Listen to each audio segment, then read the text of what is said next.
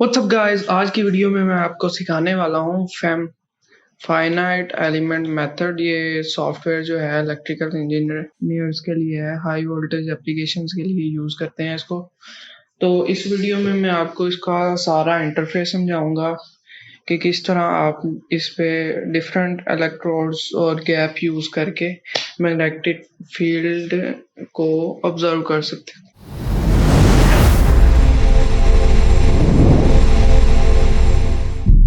तो सबसे पहले यहाँ पे फाइल में जाएंगे हम। फाइल में यहाँ पे न्यू फाइल, यहाँ से हमने सेलेक्ट करना है इलेक्ट्रोस्टैटिक प्रॉब्लम। इसको ओके किया। अब यहाँ पे आपको नज़र आ रहा है आएगा, ये डॉट नज़र आ रहा है। ये डॉट जो है वो ये नोड को शो करता है। तो आपने नोड को बनाने के लिए क्या करना है, टैब दबाना है। टैब दबाएंगे तो आपको ये एक्स वाई कोऑर्डिनेट्स पूछेगा। अब मैं एक 0 0 कोऑर्डिनेट्स ले लेता हूँ। तो पहला नोड में अपना 0 0 कोऑर्डिनेट पे लगाऊंगा।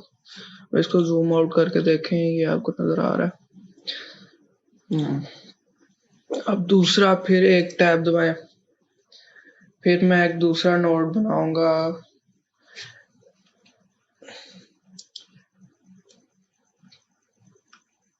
x2 पे और y0 पे। ये बना लिया। इसके बाद इसी तरह मैं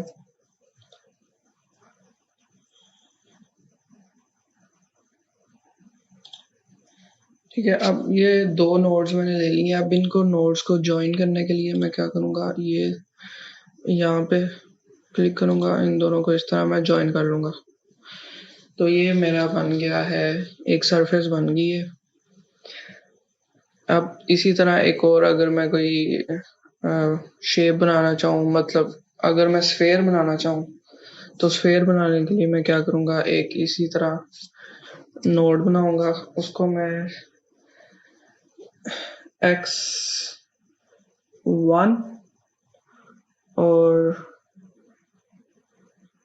y2 या 4 पकड़ लेता हूँ इसको मैं। ठीक है, एक नोड यहाँ पे आ गया। अब दूसरा नोड लेता हूँ मैं x1 पे और y2 पे ले लेता हूँ। तो ये मैंने ले लिया। अब स्फेयर बनाने के लिए यहाँ पे होगा, यहाँ पे एक आर्क टूल है। इस आर्क के जरिए मैं ये इसको पे क्लिक करूंगा, फिर ये दूसरे नोड पे क्लिक करूंगा। तो ये मेरे से पूछेगा कि आर्क का एंगल कौन। यहाँ पे अब मैं 180 आर्क एंगल सेलेक्ट करूंगा। अब इसको ओके कर दूंगा। इसी तरह मैं दोबारा अब यहाँ पे भी क्लिक करूंगा तो ये 180 आर्क बन गया। अब मेरा ये स्फेयर बन गया।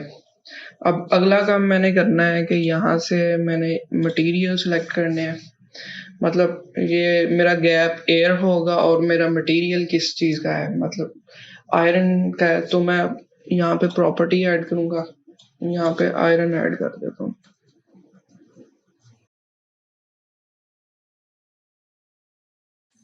यहाँ पे मैंने आयरन ऐड कर दिया, ओके कर दिया। अब एयर के लिए ये लाइब्रेरी में जाता हूँ मैं। लाइब्रेरी में ये पहले से मौजूद है, तो इसको एयर को मैं ड्रैग करके इधर ले आऊँगा। तो ये मेरी एयर भी ऐड होगी। अब मैंने क्या करना है, अब मैंने इनको जो मटेरियल्स को है ना असाइन करना है। तो ये इस पे मैं क्लिक करूँगा। यहाँ से मैं अपना जो है वो लेफ्ट क्लिक करूँगा तो ये मेरा यहाँ पे आ जाएगा, और राइट क्लिक करूँगा तो ये सिलेक्ट हो जाएगा। राइट क्लिक करने के बाद मैंने स्पेस बार प्रेस करना है और ये मेरे पास इसकी प्रॉपर्टीज खुल गई हैं। अब प्रॉपर्टीज में जाके मैंने इसको आयरन सेलेक्ट किया। अब इसको ओके कर दिया।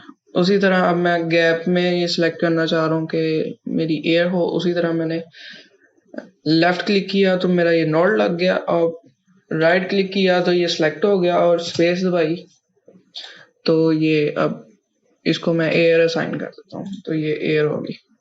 उसी तरह अब मैंने इसको सिलेक्ट करना है। तो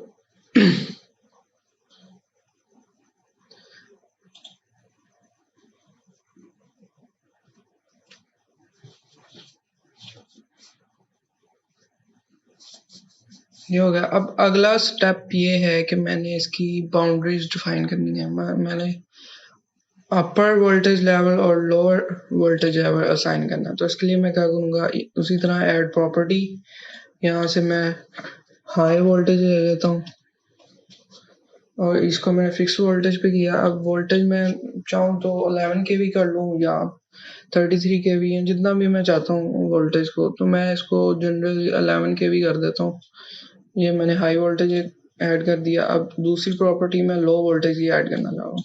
लो वोल्टेज या ग्राउंड वोल्टेज, इसको मैं ग्राउंड का नाम दिया, यहाँ से फिक्स वोल्टेज 0 जाने दिए। अब ये ग्राउंड, ये प्रॉपर्टी ऐड हो गई है। अब मैंने इन दोनों मटेरियल्स को प्रॉपर्टी ऐड करनी है। अब मैं जो ये नीचे वाला मटेरियल है इसको ग्राउंड लेवल पे रखना चाहता हूँ, तो मैं इसको सबसे पहले तो मैं इसको सिलेक्ट करूँगा। इस सिलेक्ट करने के लिए मैंने इनको जॉइन पे क्लिक किया टूल पे, फिर इस लाइन के ऊपर जाके मैंने राइट क्लिक किया। ये रेड होगी, इसका मतलब है ये सिलेक्ट हो रही है।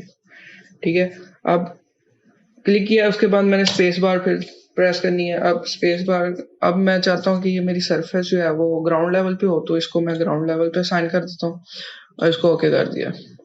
अब उसके बाद अब मैं अपना स्फेयर को भी जो है इसको भी वोल्टेज लेवल देना चाहता हूँ। इसको मैं 11 kV पे सेट करना चाहता हूँ। तो पहले मैंने क्या करना है, इसको इस आर्क को सिलेक्ट किया,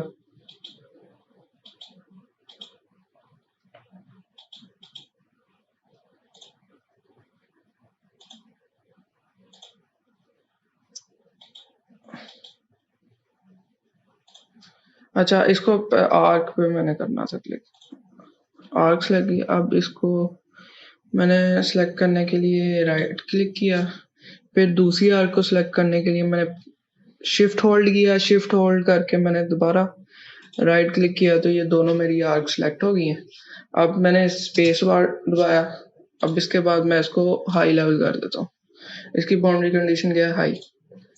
अब ये मेरा पूरा एक बन गया। अब इसको मैंने आउटर बाउंड्री असाइन करनी है। वैसे तो इसको इन्फिनिट बाउंड्री भी दे सकते हैं, लेकिन आप जो है ना इसको आउटर बाउंड्री असाइन कर लें। इसी तरह आप 4 जो है वो नोड से ले लें, कहीं भी ले लें, ज़रूरी नहीं है, बस आपको बाउंड्री चाहिए और इनको ज्वाइन कर दें।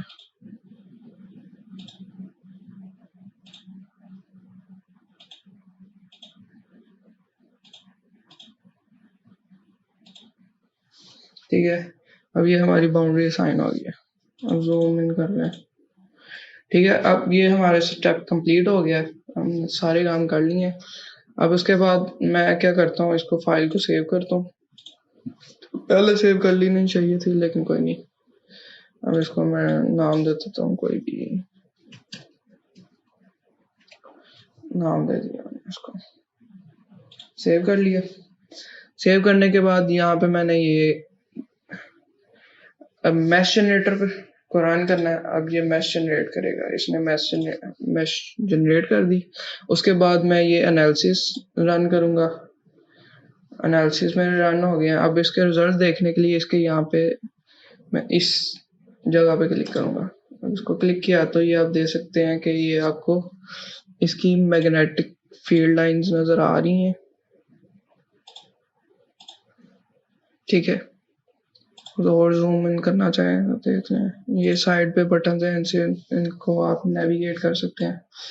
अब आप चाहते हैं कि इसके अलावा आपको ग्राफ्स प्लॉट करें, तो ग्राफ्स प्लॉट करने के लिए आप पहले ये टूल पे क्लिक करें और इसका कोई इनके पॉइंट्स ज्वाइन कर दें। तो इसको मैं ऐसे ज्वाइन कर देता हूँ। ठीक है, और उसके बाद ये बटन पे मैं क्लिक करता हूँ ग्राफ। अब ये यहाँ पे आप वोल्टेज का ग्राफ भी प्लॉट कर सकते हैं, मैग्नेटिक फ्लक्स डेंसिटी भी कर सकते हैं, फिर मैग्नीट्यूड ऑफ फील्ड इंटेंसिटी भी कर सकते हैं। तो मैं इसकी फील्ड इंटेंसिटी का मैग्नीट्यूड लेना चाहता हूँ और ओके दबा दिया। तो ये मेरे पास इसका एक जो है वो ग्राफ आ गया।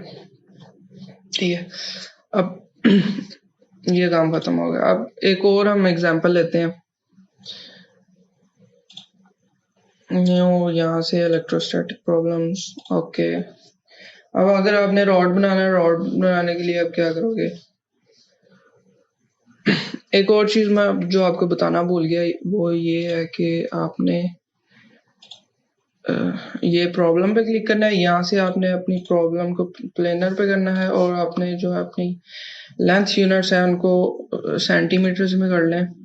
डेप्थ जो है वो 1 ही रहने दें, इसको रहने दें, ठीक है, बाकी चीज़ें छोड़ दें। बस आपने यहाँ से लेंथ यूनिट्स जो है वो सेंटीमीटर्स करने हैं। ओके, मैंने कर लिया। अब उसी तरह मैं नोड लेता हूँ। नोड लेने के लिए मैं क्या करता हूँ, मैं टैब प्रेस करता हूँ। टैब प्रेस किया, 0 0 कोऑर्डिनेट्स पे एक मैंने नोड लिया। उसी तरह जूम आउट करता हूँ मैं। उसी तरह x2 y0 पे एक ले लेता हूँ। ये दोनों को डिस्प्लेस कर, नहीं ये सही नहीं हुआ। अब देखें ये नोड है। अब आपने नोड डिलीट करना है तो कंट्रोल जी दबाएं। इसमें कंट्रोल जी से आप एक दफ़ा अनडू कर सकते हैं। तो अगर आपने इसको डिलीट करना है तो उसके लिए क्या करेंगे, सबसे पहले आप इसको सिलेक्ट करें। सिलेक्ट करने के लिए ये टूल है, यहाँ से इसको पूरे को सिलेक्ट कर सकते हैं। अगर सिर्फ आपने एक नोड सिलेक्ट करना है तो ये आप इस पे जाके राइट क्लिक करें, ये सिलेक्ट हो गया, और इसको डिलीट कर दें। उस तरह दोबारा फिर कोऑर्डिनेट सेट कर लिए। अब मैं इनको कोऑर्डिनेट्स में नहीं जा रहा, मैं सीधा सीधा इसके नोड्स यहाँ पे बना देता हूँ।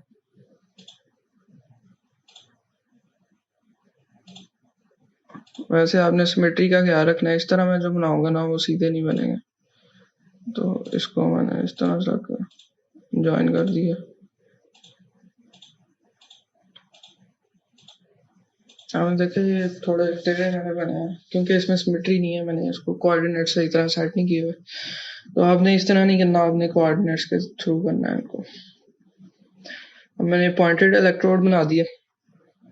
उसी तरह आप इसको मटेरियल असाइन कर दें। उसी तरह मैं आपको एक और चीज़ बताना चाह रहा हूँ। अगर आप चाहते हैं कि आप ये जो पूरा पॉइंटेड इलेक्ट्रोड है इसको कॉपी करना चाहते हैं, मतलब आप चाहते हैं कि ये जो आपने इलेक्ट्रोड बनाया है एक और इलेक्ट्रोड आप बनाएं, तो उसके लिए आप यहाँ पे जाएंगे सिलेक्ट। पहले तो आपने ये 5 पूरे एलिमेंट को सिलेक्ट किया, बाद में यहाँ पे होगा कॉपी वाला ऑप्शन। अब कॉपी करना है, आप इसको हॉरिजॉन्टल शिफ्ट या वर्टिकल शिफ्ट बता दें।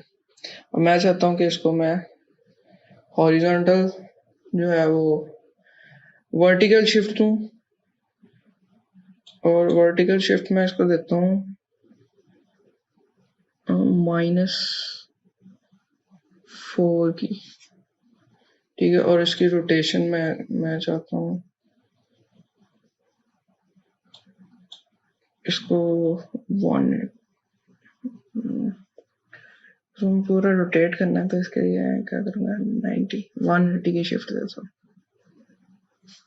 तो चेक करते हैं क्या होता है। ये देखें एक और इलेक्ट्रोड आपको बन गया नीचे। उसी तरह अगर आपने इसको डिस्प्लेस करना है तो यहाँ पे वो ऑप्शन है, ये मूव की ऑप्शन है, ठीक है। यहाँ से उसी तरह मूव पे क्लिक करेंगे। पहले इसको सिलेक्ट करें और यहाँ पे इसकी रोटेशन सिलेक्ट करें। और हॉरिजॉन्टल अगर आपने हॉरिजॉन्टल एक्सिस पे शिफ्ट करना है तो यहाँ से शिफ्ट दे दें इसको। ये ओरिजिन से शिफ्ट है, मतलब ओरिजिन से कितना ऊपर और कितना नीचे। तो अगर पॉजिटिव देंगे तो ओरिजिन से ऊपर और नेगेटिव देंगे तो ओरिजिन से नीचे। हॉरिजॉन्टल शिफ्ट देने के लिए क्या, राइट की तरफ करने के लिए आप पॉजिटिव रखें, अगर लेफ्ट की तरफ हॉरिजॉन्टल लाइन पे करना है तो माइनस में कर दें। मतलब ये एक्स और वाई कोऑर्डिनेट्स ही आपने एक किस्म के देने। वर्टिकल के लिए वाई कोऑर्डिनेट सेट करते हैं और हॉरिजॉन्टल के लिए एक्स। तो इस तरह ये चीज़ भी समझ लग गई। उसी तरह दैट्स प्रिटी मच ऑल। अब ये साइड पे नेविगेशन है, इससे आप इसको आगे पीछे कर सकते हैं। और जूम के बटन्स भी हैं, ये भी आपने देख लिए। इसके अलावा अगर मैंने कुछ चीज़ मिस कर दी है तो आप मुझे कमेंट्स में बताएं, मैं आपको वो भी बाद में एक और वीडियो अपलोड कर दूंगा। तो चलें, होपफुली आपको समझ लग गई होगी।